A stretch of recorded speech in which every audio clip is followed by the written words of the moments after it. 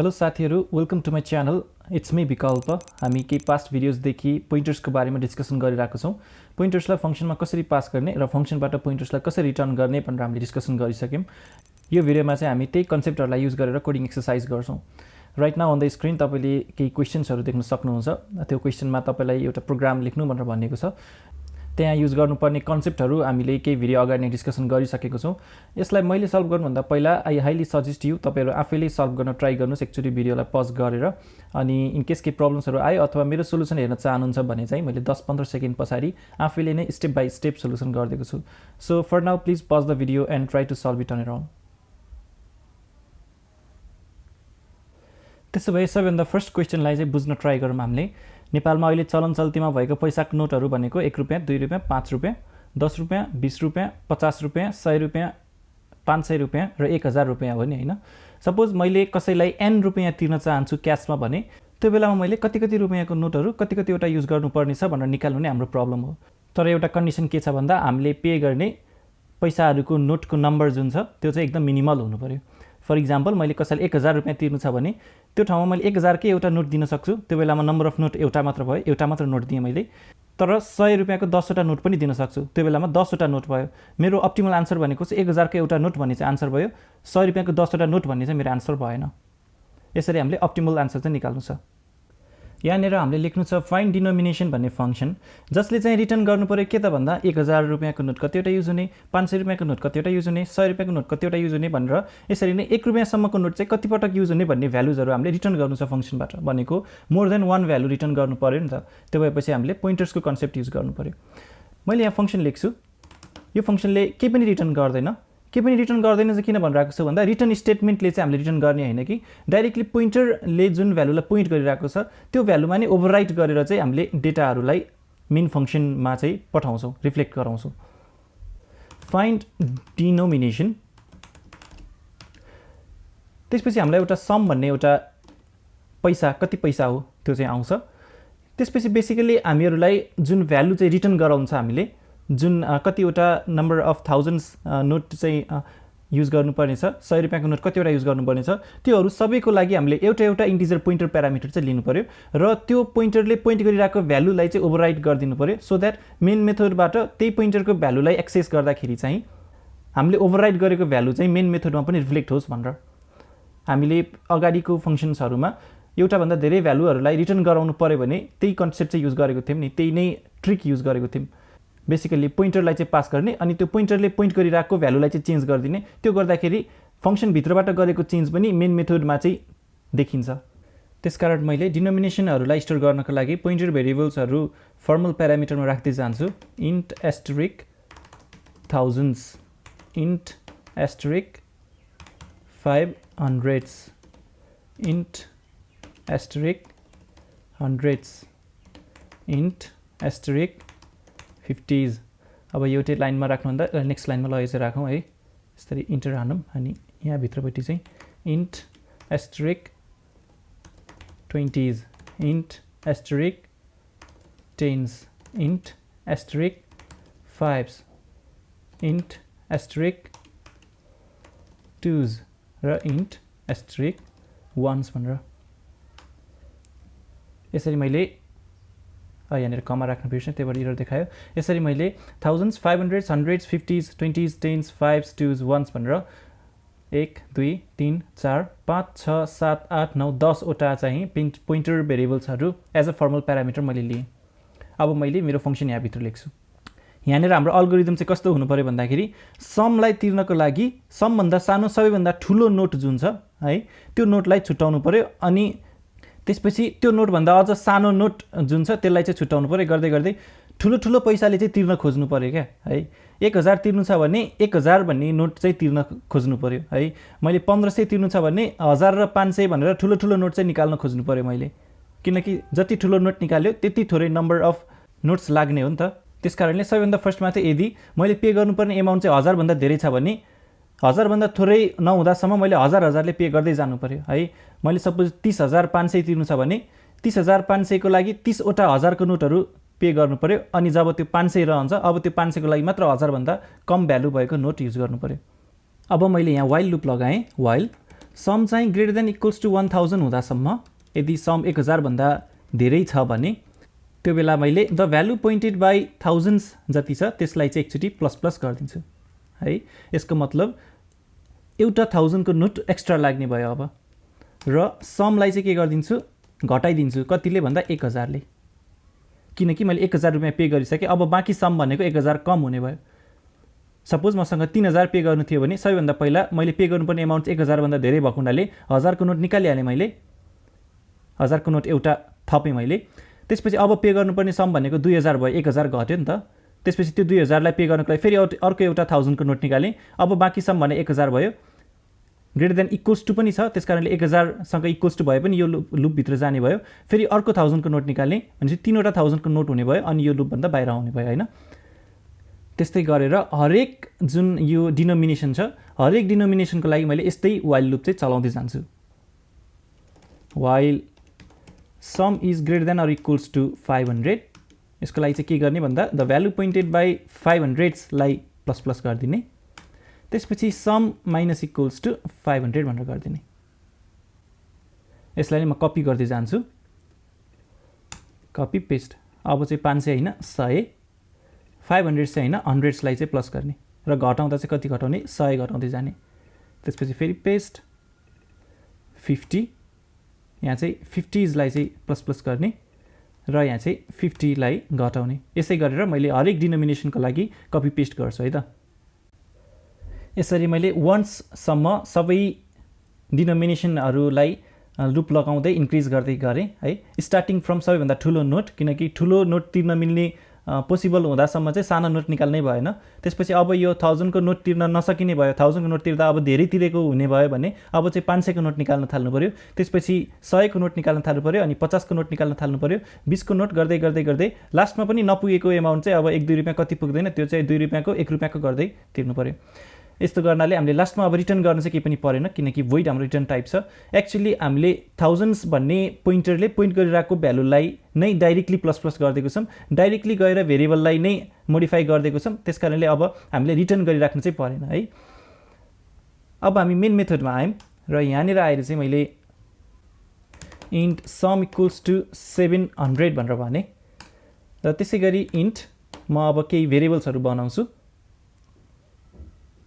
Note 1000 भनेर, note 500 भनेर, note 100, note 50, note 20, note 10, note 5, note 2, note 1 भनेर। यो भेरिएबलहरूले चाहिँ स्टोर गर्छ 1000 को नोट कतिवटा चाहिन्छ, 500 को नोट कतिवटा चाहिन्छ, 100 को नोट कतिवटा चाहिन्छ, 50 को नोट कतिवटा चाहिन्छ भनेर। योहरू सबैलाई मैले सुरुमा चाहिँ इनिसियलाइज गर्छु 0 भनेर, किनकि मैले पछि फंक्सनमा चाहिँ त्यसलाई प्लस प्लस गरेर इन्क्रिज गरिरहेको छु, 0 बाट चाहिँ इन्क्रिज गर्न सुरु गर्छु है। यसरी मैले सबैलाई 0 भनेर इनिसियलाइज गरेँ।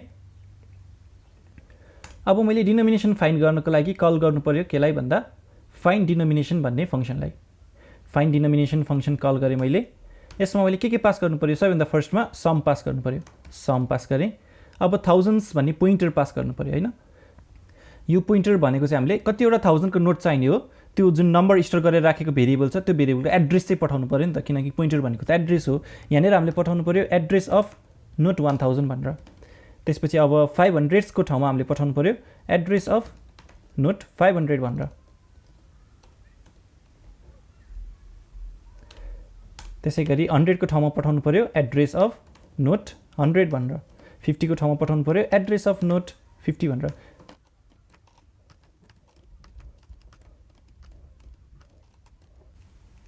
यसरी मैले नोट 1 भन्ने भेरिएबलसम्मको एड्रेस चाहिँ पठाएँ।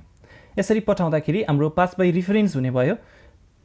सपोज नोट 1000 भन्ने भेरिएबलमा अहिले 0 छ, यसको एड्रेस चाहिँ गयो के थाउजन्ड्स भन्ने पोइन्टरमा, र हामीले जानेर हामीले value pointed by thousands plus plus गर्छौँ।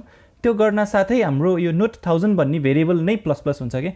एक्चुअली नोट 1000 भन्ने भेरिएबलमा नै मोडिफिकेसन हुन्छ, किनकि पास बाई रिफरेन्स गर्दाखेरि पोइन्टरले युज गरेर हामीले कुनै भ्यालुलाई चेन्ज गरायौँ भने त्यो भ्यालु त यो फंक्सन भन्दा बाहिरपट्टि मेन फंक्सनमा पनि रिफ्लेक्ट हुन्छ नि त।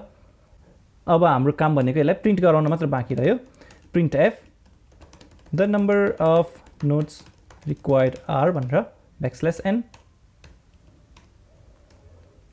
अब मैले प्रिन्ट गराउँदै जान्छु 1000 को नोट कतिवटा चाहिन्छ भनेर 1000 इन्टु कतिवटा चाहिन्छ भनेर पर्सेन्टेज डी ब्याकस्ल्यास एन र यहाँनिर राख्छु नोट 1000 भनेर 1000 इन्टु कतिवटा नोट हो त्यो भन्छ यहाँ प्रिन्ट हुन्छ।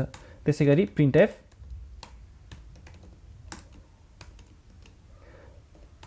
500 इन्टु कतिवटा नोट हो पर्सेन्टेज डी ब्याकस्ल्यास एन र यहाँ प्रिन्ट गर्छु नोट 500 लाई। यसै गरेर मैले सबै नोट 1 सम्म नै प्रिन्ट गर्दै जान्छु। यो प्रोग्रामलाई मैले सेभ गरेर रन गर्छु।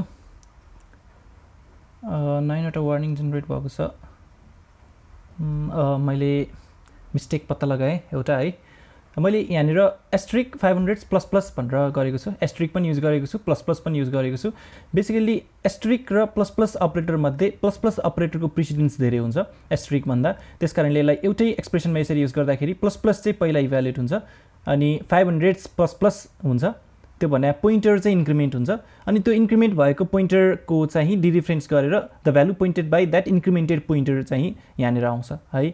तर हामीले गर्न खोजेको त त्यो होइन नि त। हामीले त पहिला सुरु यसरी डिरिफरेन्स गरेर अनि त्यो भ्यालुलाई बल्ल प्लस प्लस गर्न खोजेको नि त हामीले। यसरी पहिला बाहिरपट्टि ब्राकेट राखेर त्यो प्रिसिडेन्सलाई ओभरराइड गर्नको लागि एउटा ब्राकेट चाहिँ राख्नुपर्छ है।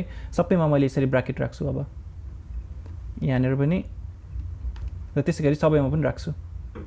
मैले यो इररहरूलाई चाहिँ भिडियोबाट नफाल्ने डिसिजन लिएँ किन भन्दा प्रोग्रामिङ भनेको 10% writing the code 90% debugging the code हो है।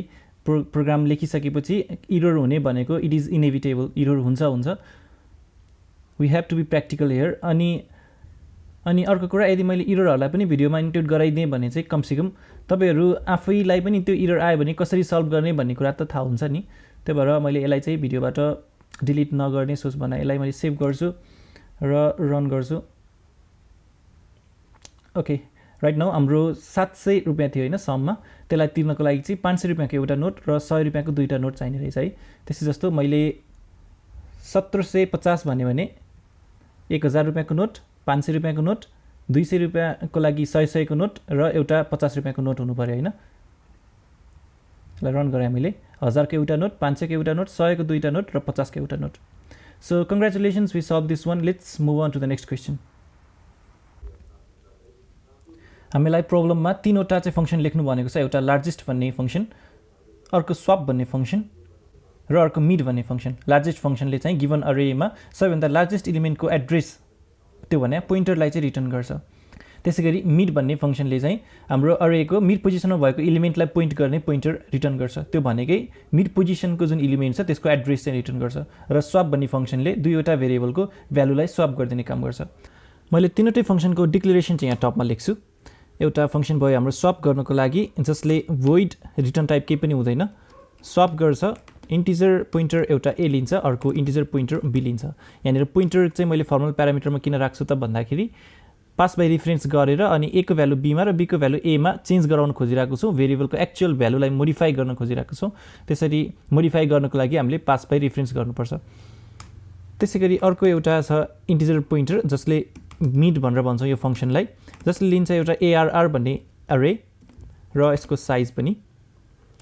त्यसैगरी अर्को एउटा इन्टिजर पोइन्टर रिटर्न गर्ने फंक्सन छ लार्जेस्ट भनेर जसले लिन्छ ARR भन्ने एउटा अरे र एउटा n भन्ने प्यारामिटर। अब मैले यो फंक्सनहरुको डेफिनेसन यहाँ तल लेख्छु। सबैभन्दा फर्स्टमा म स्वपको डेफिनेसन लेख्छु। स्वप इन्ट एस्टरिक a र इन्ट एस्टरिक b। यो फंक्सनले बेसिकली के गर्छ भन्दाखेरि दुईटा भेरिएबललाई स्वप गर्ने काम गर्छ। मैले इन्ट टेम्प भन्ने एउटा भेरिएबल बनाएँ जसमा लगेर राखेँ the value pointed by a। त्यसपछि मैले भने the value pointed by a equals to b। b पनि अलि भन्न मिलेन, the value pointed by b भन्नु पर्यो किनकि b itself is a pointer, it is not a value. त्यसपछि the value pointed by b equals to चाहिँ मैले टेम्प भनेर भने। अब हाम्रो स्वप गर्ने चाहिँ फंक्सन कम्प्लिट भयो। त्यसपछि मिड पोजिसनको एलिमेन्टको एड्रेस दिने एउटा इन्टिजर पोइन्टर चाहिँ रिटर्न दिने एउटा फंक्सन लेख्नु पर्यो जसलाई मैले इन्ट एस्टरिक मिड भन्छु किनकि यसले इन्टिजर पोइन्टर रिटर्न गर्छ। इन्ट ARR भन्ने एरे लिन्छ र इन्ट n भन्ने एउटा प्यारामिटर लिन्छ र बेसिकली यसले इन्ट मिड पोजिसन भन्नको लागि मिड पोस्ट भनेर भने। मिड पोस्ट भने चाहिँ के हो भन्दा n डिभाइडेड बाई 2 त्यो पनि इन्टिजर डिभिजन जति साइड छ त्यसलाई डिभाइड बाइ 2 गरेपछि मिड पोजिसनको इन्डेक्स हामीलाई आउँछ र हामीले रिटर्न चाहिँ के गर्छौँ त भन्दाखेरि ARR भन्ने अरे भित्रको मिड पोस्ट भन्ने इन्डेक्समा भएको एलिमेन्टको एड्रेस यसरी अगाडि एम्परसेन्ड राखेर किनकि हामीले रिटर्न गर्नु छ इन्टिजर पोइन्टरलाई भनेको एड्रेस चाहिँ रिटर्न गर्नुपर्ने छ त्यसै गरी इन्ट एस्टरिक लार्जेस्ट इन्ट ARR लिन्छ यसले र इन्ट n लिन्छ यसको लागि बेसिकली हामीले इन्ट I भनेर बनायौँ र मैले यहाँनिर रिटर्न गर्नुपर्ने छ म्याक्सिमम एलिमेन्टको एड्रेसलाई त्यो भएको हुनाले त्यो म्याक्सिमम एलिमेन्टलाई स्टोर गर्ने होइन कि म्याक्सिमम एलिमेन्टको एड्रेसलाई स्टोर गर्ने चाहिँ पोइन्टर भेरिएबल बनाउँछु म म्याक्स भनेर त्यसपछि यो म्याक्सलाई चाहिँ मैले इक्वल्स टु भनेर इनिसियलाइज के गर्छु भन्दा ARR 0 एरेको फर्स्ट एलिमेन्टको एड्रेस भनेर चाहिँ दिन्छु हामीले सधैँ लार्जेस्ट निकाल्दाखेरि एरेको फर्स्ट एलिमेन्टलाई लार्जेस्ट मानेर अनि गरेको थियौँ नि त सधैँ त्यही भएर फर I इक्वल्स टु 0 देखि I less than n I plus plus हुँदासम्म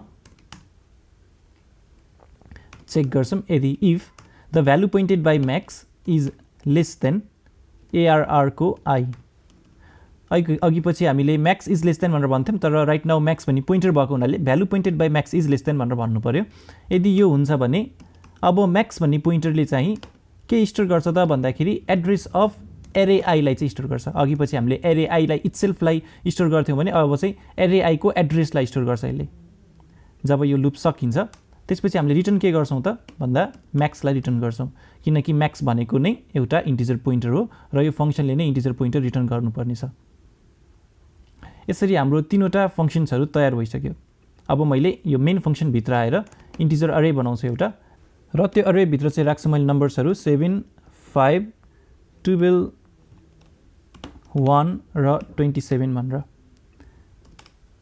अब मैले यो अरेभित्र भएको लार्जेस्ट एलिमेन्टको एड्रेसलाई स्टोर गर्ने पोइन्टर बनाउनु पर्यो भ्यालुलाई स्टोर गर्ने भेरिएबल होइन कि एड्रेसलाई स्टोर गर्ने भेरिएबल त्यो भएको हुनाले नै पोइन्टर बनाउनु परेको हो इन्ट एस्टरिक म्याक्स पिटिआर भनेर भने त्यसै गरी मिड पोजिसनको एलिमेन्टको एड्रेसलाई स्टोर गर्नको लागि चाहिँ एस्टरिक मिड पिटिआर भनेर भने यसरी दुईटा पोइन्टर भेरिएबल मैले डिक्लेयर गरेँ अब हाम्रो म्याक्स पिटिआर भन्ने पोइन्टरको भ्यालु चाहिँ के हुन्छ त भन्दाखेरि लार्जेस्ट भन्ने फङ्सनलाई कल गर्छौँ र पास गर्छौँ फर्स्ट प्यारामिटरमा एरे र सेकेन्ड प्यारामिटरमा एरेको साइज पास गर्नुपर्ने हो त्यो साइज पास गर्नको लागि त हामीसँग साइज अफ भन्ने इडियम छँदैछ होइन र एरेको size divided by size of अरेको फर्स्ट एलिमेन्ट होइन यो गर्न साथ अटोमेटिकली साइज पास भइहाल्छ यसरी लार्जेस्ट भन्ने फङ्सनले हामीलाई रिटर्न के गरेको छ इन्टिजर पोइन्टर रिटर्न गरेको छ अनि हाम्रो म्याक्स पिटिआर भन्ने पनि के हो इन्टिजर पोइन्टर नै हो त्यसकारणले यसले रिटर्न गरेको भ्यालु म्याक्स पिटिआरमा गएर हाल्न चाहिँ मिल्यो देयर इज नो प्रब्लम होइन त्यो भएको हुनाले त्यसै गरी मिड पिटिआरमा चाहिँ लगेर राखेँ मिड भन्ने फङ्सन कल गरेर यसमा पनि यसरी फर्स्ट प्यारामिटर एरे भनेर पठाएँ सेकेन्ड प्यारामिटर यसरी नै साइज चाहिँ कपी गरेर साइज पठाएँ अब हामीले स्वाप गर्नु पर्यो र स्वाप फङ्सनमा चाहिँ हामीले पास गर्ने के हो त भन्दा दुईटा इन्टिजर पोइन्टर चाहिँ पास गर्ने हो म्याक्स पिटिआर पनि इन्टिजर पोइन्टर हो मिड पिटिआर पनि इन्टिजर पोइन्टर हो र हामीलाई स्वाप गर्नु परेकै यही दुईटा पोइन्टरले पोइन्ट गरिरहेको भ्यालुलाई हो नि त त्यो भएपछि हामीले स्वाप भनेर फङ्सन कल गऱ्यौँ म्याक्स पिटिआरलाई पठायौँ त्यसपछि सेकेन्ड प्यारामिटरमा मिड पिटिआरलाई पठायौँ है यिनीहरूलाई एड्रेस अफ गरेर एम्परसेन्ड अपरेटर चाहिँ लगाइराख्नु परेन किनकि Max PTR is itself a address it is a pointer variable अब यहाँ तल आएर मैले भने प्रिन्टएफ आफ्टर स्वापिङ अनि ब्याकस्ल्यास एन पनि राख्थेँ र यहाँ तल आएर चाहिँ मैले इन्ट आई भने र फर आई इक्वल्स टु 0 देखि आई इज लेस देन अघिकै जुन इडियम थियो त्यसलाई कपी गरिदिएँ र आई प्लस प्लस बेसिकली यहाँभित्र मैले प्रिन्ट गराएँ त्यो एरेको इच एन्ड एभ्री एलिमेन्टलाई पर्सेन्टेज डी स्पेस गरेर अरेको आइथ एलिमेन्टलाई चाहिँ प्रिन्ट गराएँ त्यसपछि मैले सेभ गर्छु र रन गर्छु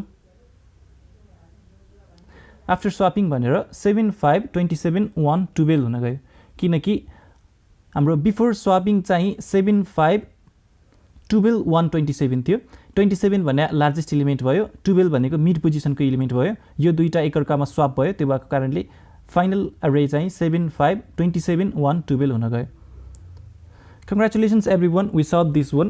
यो प्रोग्राम अलिकति कम्प्लेक्स त थियो होला, तर यो प्रोग्राम गरिसकेपछि चाहिँ पोइन्टर्सहरूलाई फङ्सनमा कसरी पठाउने र फङ्सनबाट पोइन्टर्स रिटर्न कसरी गर्ने भन्ने चाहिँ केही न केही हदसम्म तपाईँले बुझ्नुभयो होला भन्ने चाहिँ आशा गर्दछु। यो भिडियोमा हामी यति नै गर्छौँ। नेक्स्ट भिडियोदेखि चाहिँ अरे र पोइन्टर्सहरूको कस्तो रिलेसन छ भनेर त्यसलाई बुझ्ने प्रयास गर्नेछौँ। यो भिडियो मन पर्यो भने लाइक गर्न नबिर्सिनुहोस् र मेरो च्यानललाई सब्सक्राइब गर्न नबिर्सिनुहोस्। केही क्वेरिजहरू छ भने कमेन्टमा लिएर राखिदिनु होला। अर्को भिडियोमा फेरि भेट हुने नै छ। त्यो बेलासम्मको लागि बिदा दिनुहोस्। नमस्ते।